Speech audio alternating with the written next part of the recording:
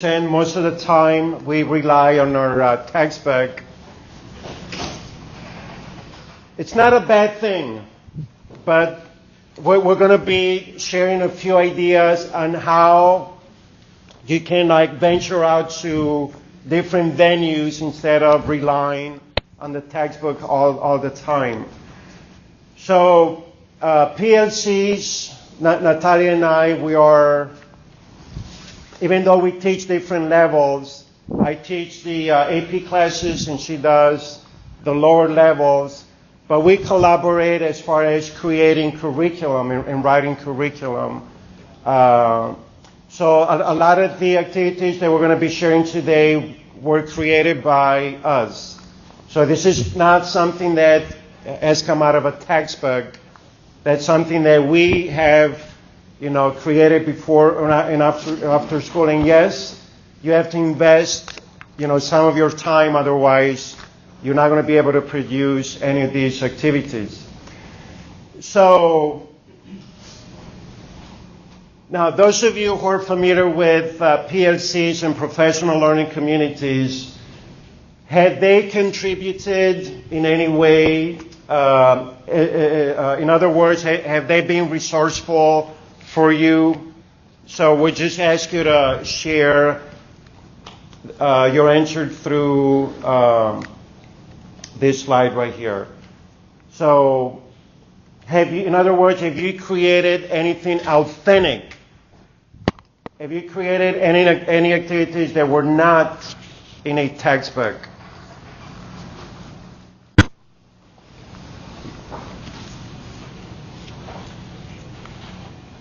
Are your PLCs practical?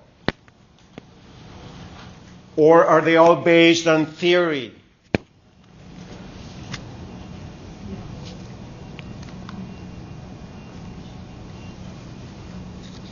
Like, do you go by the book, or do you try to go outside the book and think about, okay, what activities? We get the theme from the book.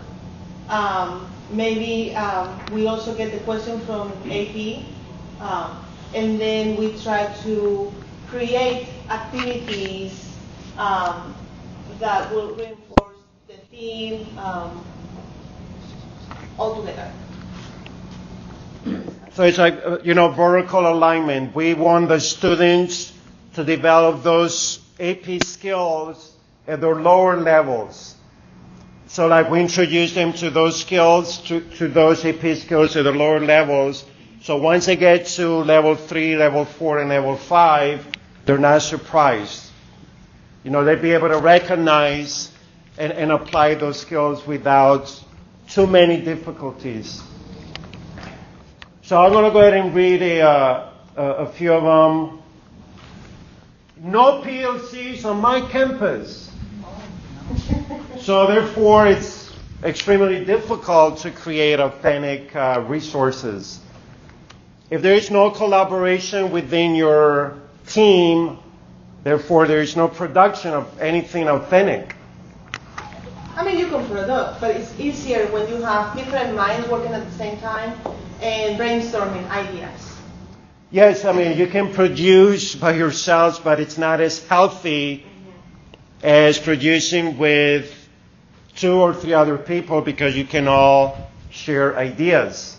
So if you are alone in your campus, try to communicate with other teachers that teaches the same subjects, even if they are in other schools, in another district, email, Skype, because it's just a lot easier and it's better for you.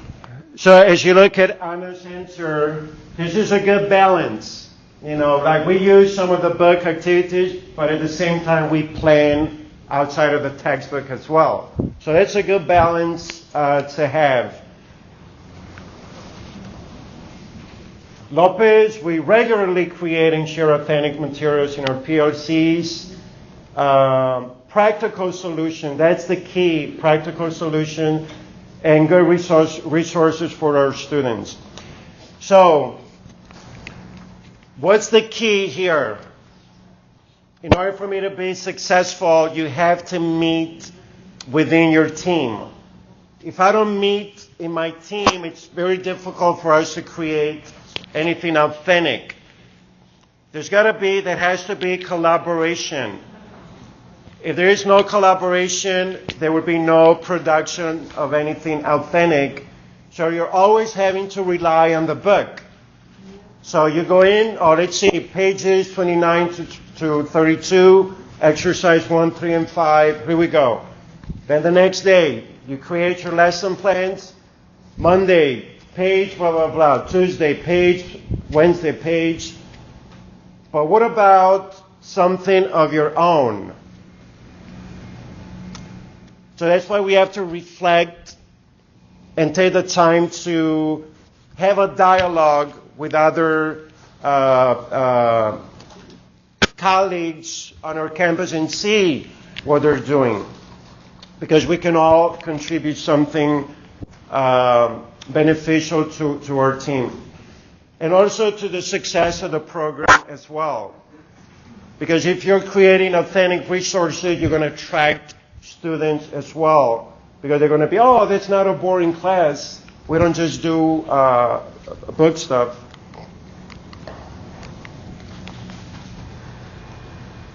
All right. So Natalia and I came up with an idea. She teaches the lower level, so we created something that can be applicable to the higher levels as well. So we're going to start low, because I want you to see how you can gradually reach the higher levels as well. So something as simple as mi rutina diaria, my daily routine.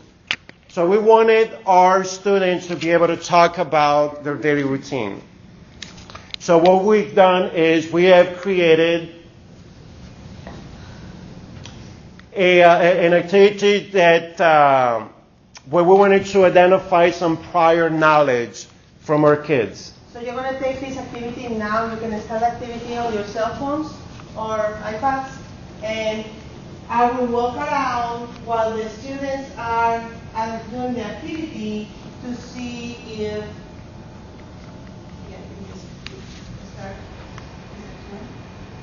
Oh, you have to start the video. Okay, that's it. Okay, so the students are trying to match vocabulary and pictures together.